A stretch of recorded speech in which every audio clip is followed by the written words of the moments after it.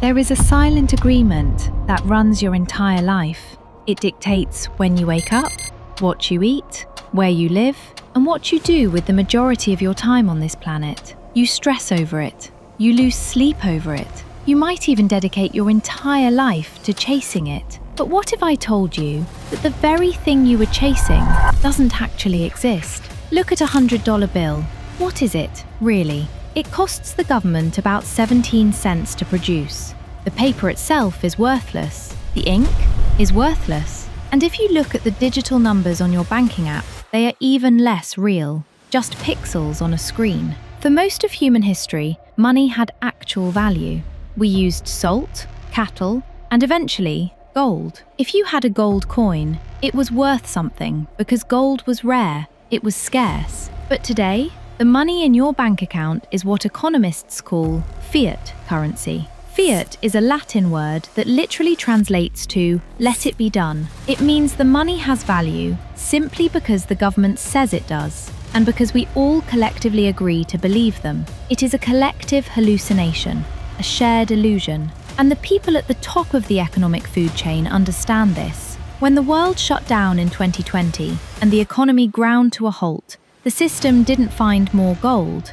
It didn't create more value. The government simply pressed a button and printed trillions of dollars out of thin air, just like that. Meanwhile, you are likely working a job you don't love, trading 40 to 50 hours of your actual, finite life every single week to get your hands on a tiny fraction of that made-up currency. When the government prints more money, the cost of living goes up and the value of your savings goes down. The hours you worked last year are suddenly worth less today. You might feel like you can't get ahead. You might feel like the game is rigged against you, and the dark truth is, you are absolutely right. The system isn't broken. It's working exactly the way it was designed to. It is designed to keep you focused on the illusion of money, so you never realize the actual equation of wealth. So, if money isn't real, what is? How do the ultra-wealthy actually play this game? To understand that, you have to realize that you've been fed a lie about how wealth is created since the day you were born. From the moment you entered the school system, you are conditioned to accept a very specific equation. It is a two-dimensional formula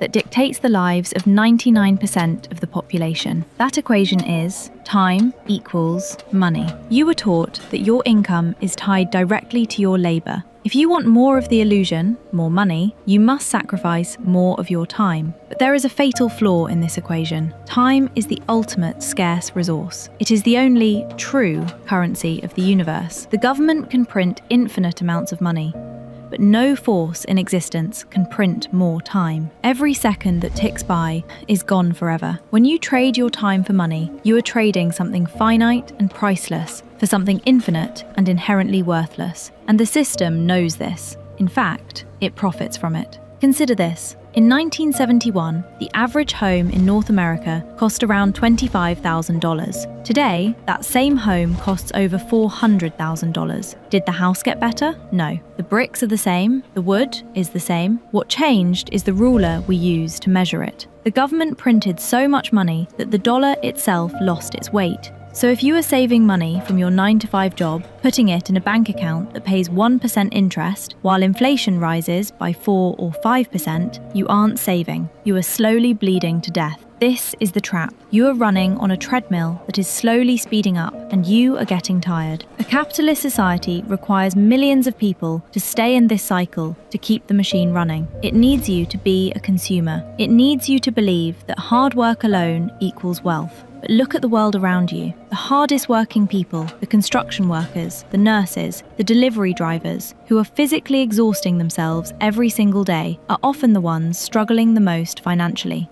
If hard work created wealth, a single mother working 3 jobs would be a billionaire. So if hard work isn't the secret, and trading time for money is a rigged game, how do you escape the matrix?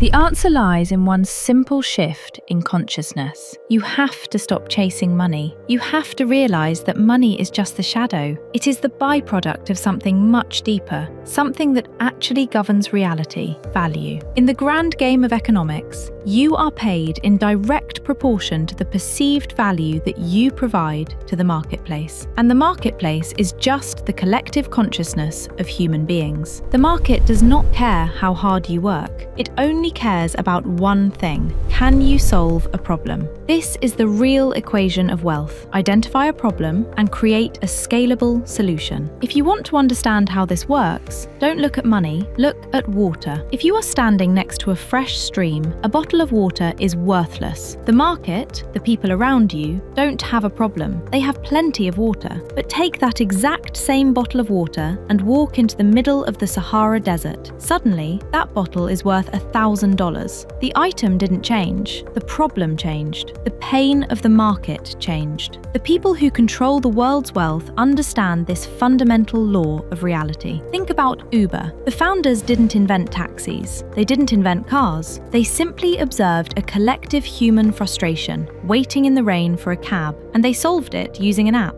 They solved a problem for millions of people, and the market rewarded them with billions of the illusionary paper we call money. They didn't work a billion times harder than the taxi driver. They just applied their consciousness to a larger problem. When you shift your focus from "how can I make money" to "what problems can I solve for other people," you literally change your frequency. You move from the mindset of a consumer into the mindset of a creator. You stop chasing the paper illusion and you start manipulating the fabric of reality itself. But there is one final piece to this equation, a problem that you must solve for yourself. Even if you find $1 billion problem and you create a solution, if that solution requires your physical presence every hour of the day, you haven't built wealth. You have just created another job. You are still trapped in the time equals money equation. To truly break free from the illusion, you must separate your time from your income. This is the concept of scale and leverage. In the modern world, we have tools that past generations could only dream of. The internet allows you to build a system, a product, or a piece of media once and deliver it to millions of people while you sleep. Code, media, and automated systems work 24 hours a day. They don't get tired, they don't ask for a raise. When you build a system that provides value independent of your time, you achieve the holy grail of existence, freedom. And that is what this is all really about. Because at the end of the day, it was never about the money. The dream wasn't the mansion, the sports car, or the digits in your bank account. Those are just symbols. The dream was the feeling, the peace of mind, the ability to wake up on a Tuesday and do whatever you want, the ability to help the people you love without checking a price tag. When you are trapped in the financial survival state, your brain physically cannot process higher levels of thought, creativity, or consciousness. You are locked in fight or flight. But when you understand that money is just an illusion and that value is the real currency, you can master the game. You stop being a passive consumer of reality and you become an active architect of it. You reclaim your time, and time is the only thing you ever really owned in the first place. The silent agreement that runs the world only has power over you if you agree to it. So look at your life. Look at the frustrations of the people around you. Stop chasing the paper. Start chasing the problems. The exit door to the matrix is right in front of you.